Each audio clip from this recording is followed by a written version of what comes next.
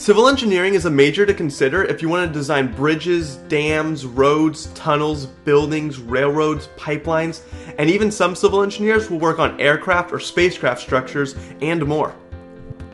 But depending on what projects you want to work on and what aspect of those projects you want to work on, you will go into certain subfields which can lead to very different career paths.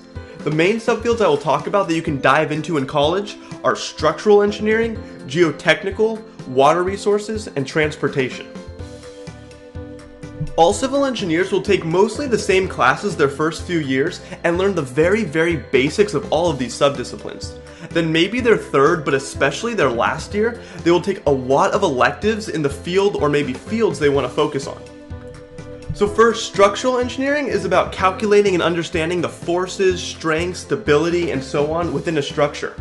It could be a bridge, a skyscraper, a landmark, or even a spacecraft or aircraft. Remember, these structures are very heavy and need to support their own weight so that they don't collapse. Now this subfield is the most math intensive and has lots of physics. All civil engineers will take a class called statics, which is all about the forces and systems that are not moving. In basic physics, you may have done a statics problem, like where does this support have to be for the system to be totally balanced and therefore not moving. You summed all the forces which equaled 0 and all the torques which equaled 0. And that's the basics of statics. So if you're looking at the forces within a bridge or truss, well, the same principles apply, but now there's just more to it.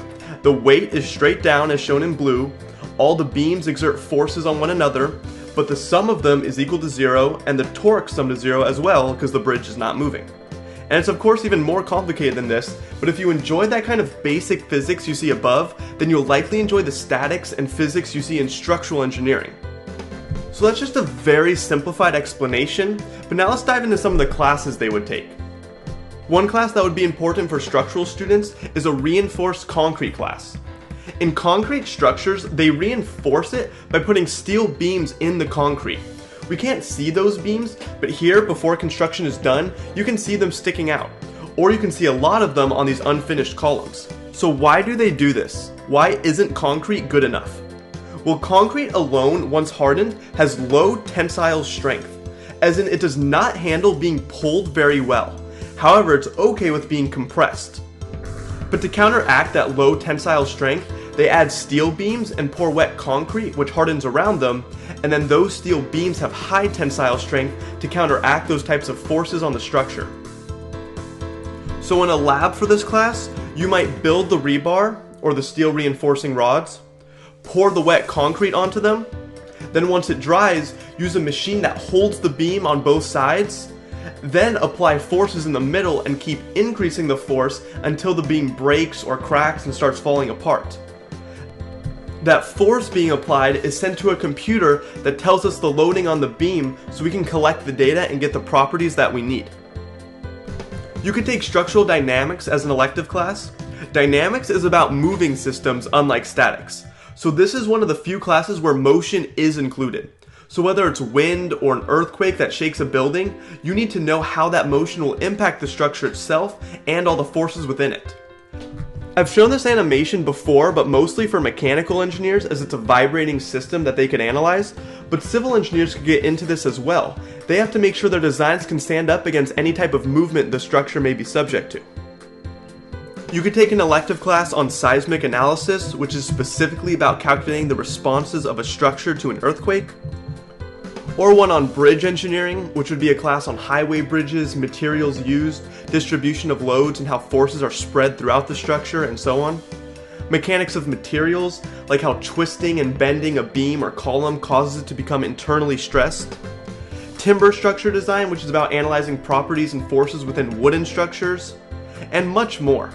See how even if you choose structural engineering, you could still take many different classes from the other structure students? It's a very broad major, but hopefully you really get the idea by now. Lots of physics in this discipline, but mostly statics or forces and structures without movement. In the real world, these engineers often work on the computer and use software for their designs, where that software does that advanced math to determine the forces throughout the structure, like you see here with an office block and its components. You may still have to do hand calculations, but most of the rigorous analysis you learned in school will be left to the software. Now let's move on to geotechnical engineering, and you'll already see how different these disciplines are. Geotechnical engineers are concerned with the behavior of earth materials like rock and soil, but the main focus is soil. This may seem odd, but you'll see how important this is.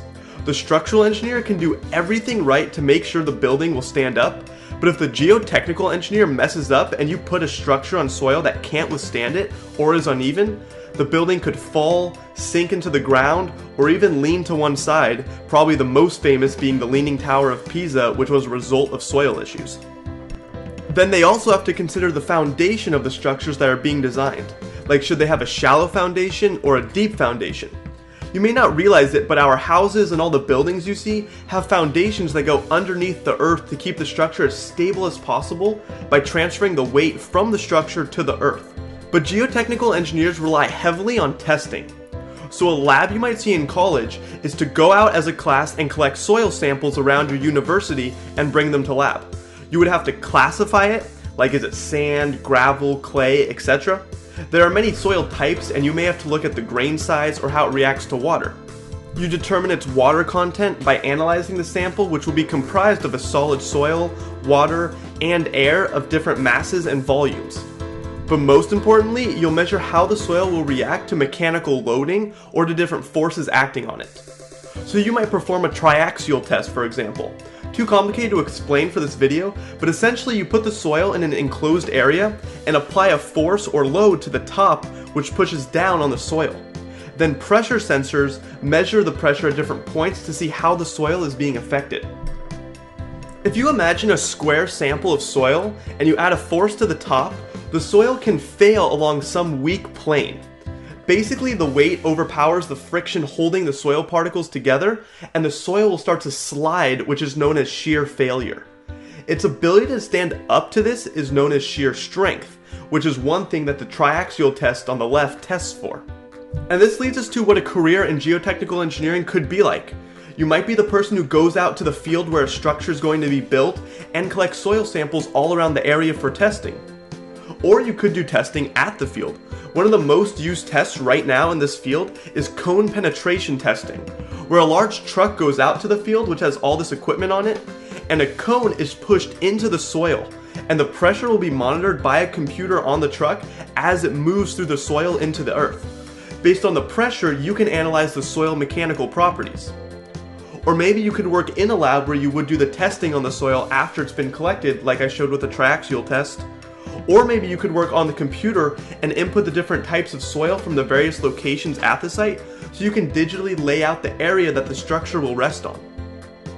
So you could be in the field, in the lab, or on the computer. Your elective classes could include geotechnical earthquake engineering, which would be like learning the dynamic behavior of soil as opposed to the structure itself. Then slope stability analysis and how to safely design structures on slopes. An example would be an embankment dam. Analysis of deep foundations, where the structure goes deep into the earth for a stronger support, like for skyscrapers. And of course, there are many more classes. Now let's move on to water resources engineering. This is about the design of systems to manage human water resources. They can work on a water treatment facility, designing dams, pipelines, channels, canals, and so on. Maybe you have to design a storm drain system in the event of a large storm. Where is all the water going to go, and how will you get it to the ocean efficiently? Or you could design a canal, which is an artificial waterway to transport water for irrigation, or can be used for ships and boats.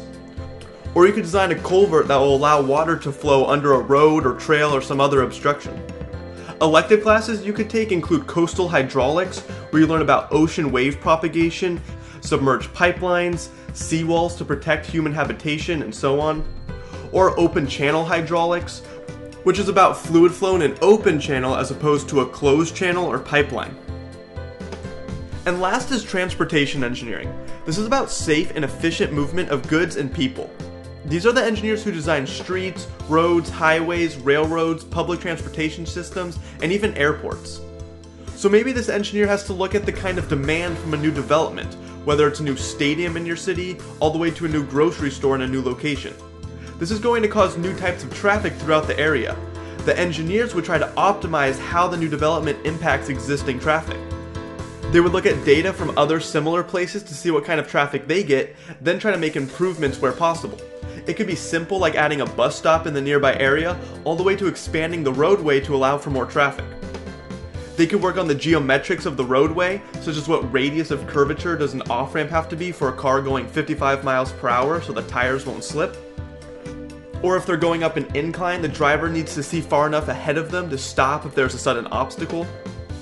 Or what do the cross sections of a freeway need to be for the lanes and the shoulders to accommodate the amount of traffic that's expected? Or let's say a highway interchange is being designed. A structural engineer would make it stable and design the structure itself, but the transportation engineer would determine maybe how many lanes are needed for the interchange based on traffic, or how the merging should happen to maximize safety. They make sure that the layout is designed to maximize traffic flow and safety rather than the physics of the structure itself. Often these engineers evaluate potential improvements to cities in terms of transportation rather than create a totally new design. As in, you probably haven't had many new highways put into your city in the last few years, but there's probably been plenty of construction, whether it be adding an express lane or a bike lane, etc. So they might not create a new bus transportation system, but they may optimize the existing one. Maybe they take data from how many people get on the bus, how long the bus takes to complete its route, how long people are waiting for the bus, and so on to optimize the route, the amount of stops, and more. Your career will also likely involve a good amount of computer work. You might have to create a layout of the new lane, off-ramp, bridge, or whatever you're designing on AutoCAD, which is a very important software for civil engineers. Or you could use software to analyze and simulate traffic. You could actually lay out the roadway of a city and use collected data of traffic during different times of the day and simulate new additions. Like you could add in a stoplight somewhere and see what the new traffic would be like. Or you can make a minor change, like make a certain stoplight stay green for just a few seconds longer and see how it affects traffic on those streets. And just note, this is not a very math-heavy field. In fact, it's probably the least math-intensive of the 4 subdisciplines I've talked about. It's more about taking data and analyzing it.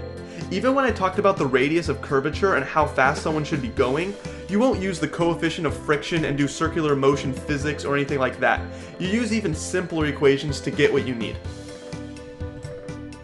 Now that's all the main subdisciplines of this major, but there are some final thoughts I want to include. If you're watching all this and are more interested in the artistic aspect of building and structure designs, then architecture will be better for you. Architects deal more with the floor plans, spatial concerns, and the shape and design of the buildings. They have to have an understanding of structures and physics, but not quite as much as a structural engineer. They would hand off their design to the structural engineer, who would really make sure the entire structure could support itself, and they would deal with more of the technical work. Then, if you want to be the one who puts on the hard hat and does all the hands-on work with the machines and physically builds the structures, then construction will be better for you.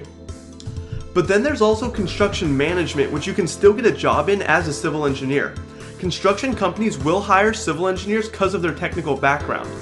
Construction is the hands-on part, but construction management is more about guiding the construction, putting together schedules, budgeting, and figuring out how all the pieces will come together.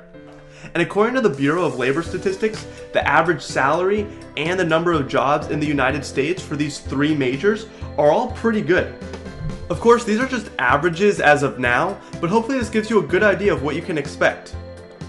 So if you guys like this video, don't forget to like and subscribe, and I'll see you all next time.